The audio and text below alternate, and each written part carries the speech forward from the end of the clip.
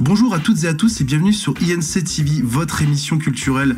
Suite aux récents événements, je suis contraint de présenter cette émission seul, mes collègues m'ayant abandonné.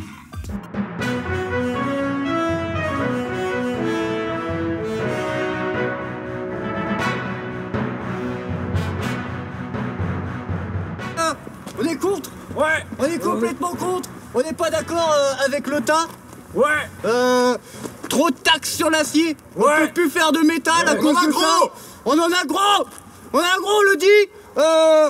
D'ailleurs, on revendique L'apéro. l'apéro, voilà. Alors à partir de maintenant, on se donne rendez-vous tous les jours à partir de 11h. Non, 11h30, lui, il se réveille à je viendrai 11h déjà, midi, moi, donc 11h30, on arrive et on fait apéro. Apéro. Ouais, apéro. Ça prend feu. Ça va couper. Ça va faire un pur feu. Retourne à ton concert, toi, vieux gars. Sur Elles l'acier, sont où, on les peut plus merguez? faire de métal. Je vais les chercher. Michel, cherche les merguez, là, putain. Apéro. Sans transition, nous retrouvons Thomas Blayer, notre envoyé spécial chez Woodstock Guitar.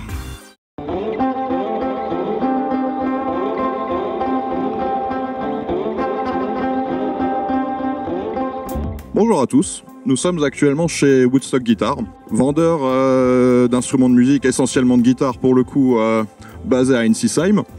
Et nous allons rencontrer Thibaut, vendeur, luthier. Thibaut, qu'est-ce que tu fais?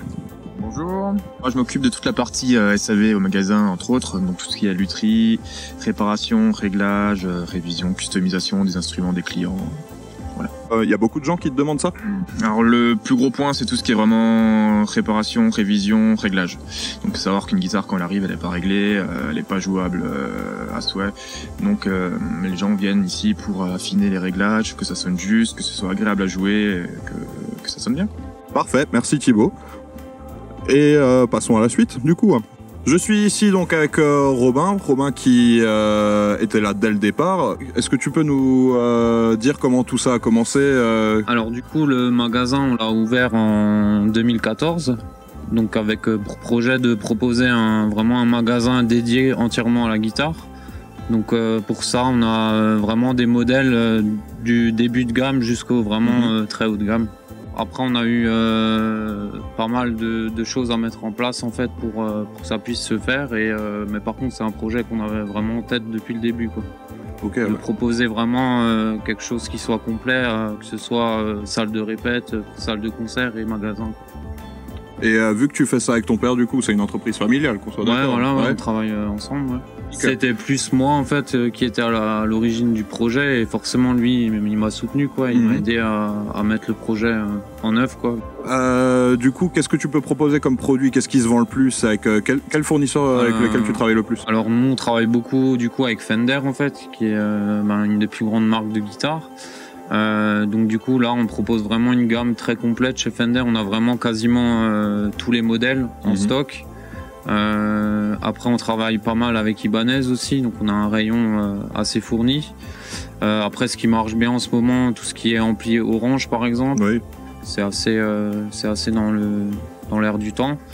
Et sinon après on propose aussi tout ce qui est accessoires, qui est aussi important. Donc on va vendre aussi des t-shirts, tout ce qui colle un peu à l'univers guitare, quoi. Ok, ouais. C'est pas dans les objectifs de la maison de passer à un rayon batterie un jour? Non, c'est pas prévu en fait. On est vraiment des passionnés de guitare à la base et je pense que c'est vraiment là qu'on est bon, quoi. Et on veut vraiment plus rester dans ce Que ça reste votre force, quoi, ouais. Voilà, ouais. Ok, très bien. Bah, merci de nous avoir reçus, Robin. C'est un accueil très agréable et à très bientôt, du coup. À bientôt. Eh bien, nous voici dans la salle de concert chez Woodstock Guitar, située à l'arrière du magasin, un petit peu caché comme ça, mais quand même assez visible, il faut le reconnaître. Monsieur Jérémy, peux-tu nous dire qu'est-ce que tu fais pour cette salle de concert? Comment t'en es arrivé là? Pour tout ce qui est de la programmation, non, je suis vraiment tout seul. Après, c'est vrai que de temps en temps, mes collègues ont des idées, voilà, sur des groupes que j'aurais pas forcément pensé. Après, on essaye d'agir en bonne intelligence déjà au sein de l'équipe. Moi, c'est vrai que j'apporte vraiment l'essentiel des idées. Après, je n'hésite pas à tendre l'oreille quand mes collègues me font passer quelque chose dans le magasin qui je pense peut coller aussi à l'esprit et au public qui fréquente la salle. Que tu peux nous dire qui Qui travaille vraiment dans cette salle de concert, l'équipe technique par exemple? En règle générale, c'est Maxime qui s'occupe du son, Maxime Kolb du KR Noise Studio, voilà. Et du coup, en règle générale aussi, c'est Laurent qui est un habitué, voilà, aux lumières. On est une équipe qui commence à être bien rodée, hein. Après, pour tout ce qui est la programmation, on va être plutôt sur 3 volets vraiment majeurs. On va avoir le volet des tributes band, parce que c'est vrai que du coup, si on a une demande qui est quand même assez conséquente vis-à-vis des tributes. Ça, c'est un premier volet qui va aussi dans le sens de ce qu'on cultive à Woodstock, hein, voilà, l'identité rock, et puis l'admiration qu'on a pour des figures majeures, voilà, comme Jimmy Page, Hendrix, voilà, vraiment des gros artistes, Slash aussi, voilà, par exemple. Du coup, ça nous amène sur le deuxième volet, donc je suis plus dans un volet découverte. C'est vrai que du coup, ça commence à représenter un pan quand même assez conséquent de la programmation, histoire de faire découvrir des artistes qui sont pas forcément souvent de passage en France ou qui sont même complètement inconnus. Nous, ce qu'on privilégie, c'est pas forcément le nom de l'artiste, ça va plutôt être la qualité artistique, quoi. Voilà, parce qu'il y a des super musiciens qui sont pas connus mais qui méritent de l'être. Et nous, on essaye de cultiver l'idée de la qualité, quoi. Et le troisième volet, on va plus tabler vraiment sur des artistes qui sont vraiment en passe d'être connus ou qui sont déjà des références dans le domaine. Voilà, là au Murgeois, il y a Pat McManus, on a fait venir Philippe Seyss pour la seule date française, il avait fait une date en Suisse et une date française, voilà, sur sa précédente venue en Europe. On a fait venir Tyler Bryant and the Shakedown, qui faisait les premières parties des Guns N' Roses, de la CDC, etc., qu'on a eu pareil en découverte, voilà, en club, c'est quand même assez rare en France, quoi.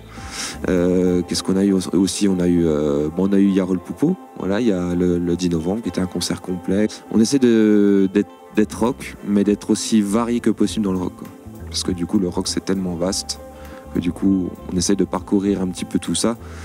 Après, ce qui est important ici aussi, c'est toute la dimension, voilà, du respect du respect des acteurs qui sont déjà en place. Parce que c'est vrai que du coup, nous, on est arrivé, je disais, il y a 3-4 ans, il y a des salles et des associations qui sont implantées depuis plus longtemps, voilà, notamment dans du métal ou des esthétiques comme ça.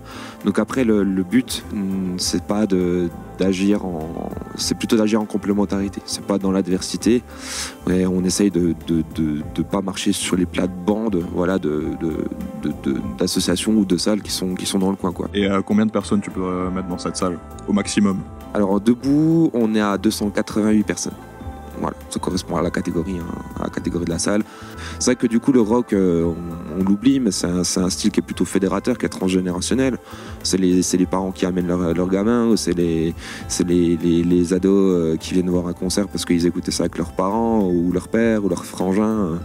Voilà, et c'est ça qui est bien, quoi. C'est ça qu'on essaie de perpétuer aussi. Parce que c'est vrai que le rock n'est pas forcément le style musical qui est vraiment en vogue en ce moment. C'est vrai que du coup, on va plutôt être dans le rap ou l'électro. C'est deux choses qui vont être très, très boostées en ce moment. Mais il y a toujours un public qui est amateur des grosses guitares, qui est amateur de solos et de groupes qui jouent avec des cordes et des choses comme ça, quoi.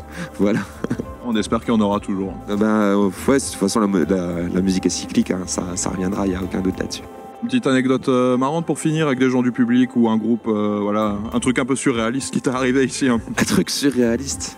Qu'est-ce qui m'est arrivé de surréaliste? C'était le concert de Philippe Seyss, je crois. Le concert de Philippe Seyss, du coup, les artistes, du coup, on est allé les chercher directement à la salle de concert en Suisse. C'était à Bâle, du coup, qui jouait. Du coup, j'ai été les chercher. C'était la première fois de ma vie que je conduisais un van. Donc du coup, j'ai été les récupérer avec tout leur matériel, etc. Et du coup, je les ai véhiculés je les ai véhiculés le jour même du concert et le lendemain matin, parce que du coup, j'ai dormi avec eux à l'hôtel. Et du coup, je me suis levé, et je crois qu'ils avaient leur avion à 7h, un truc comme ça. Donc je te laisse imaginer à quelle heure je me suis réveillé. Voilà, il devait être 4h10, sachant qu'on s'était couché à 2h30. Et du coup, je les ai ramenés à l'aéroport. Et du coup, je suis rentré chez moi, ma femme m'a dit « t'as une drôle de tête ». en même temps, ouais, j'ai pas beaucoup dormi. Donc après, ça reste un très très bon souvenir. C'est vrai qu'on a complètement déliré avec ces mecs. C'est des mecs très très gentils. Mais non, des anecdotes, ouais, il y en a quelques-unes, mais celle-là, c'est parmi les plus mémorables pour moi en tout cas. C'est rock'n'roll. Bah merci Jérémy. Merci à toi. Merci pour tout. On se revoit bientôt. Eh bien voilà, c'est terminé pour moi. Tom, je te rends l'antenne. BBC, au revoir. Merci à Thomas Blayer pour cette intervention chez Woodstock Guitar. Nous retrouvons Claudio pour la météo des concerts.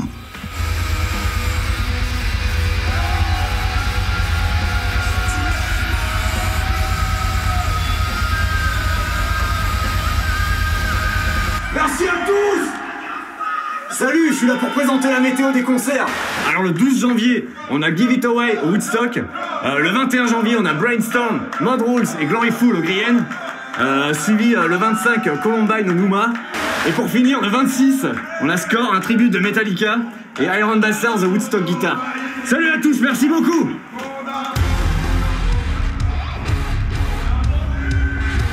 Merci Claudio pour ces informations, merci à vous de nous suivre tout au long de ces émissions. Vous pouvez dès maintenant vous abonner à notre chaîne INC TV. On vous retrouve l'année prochaine.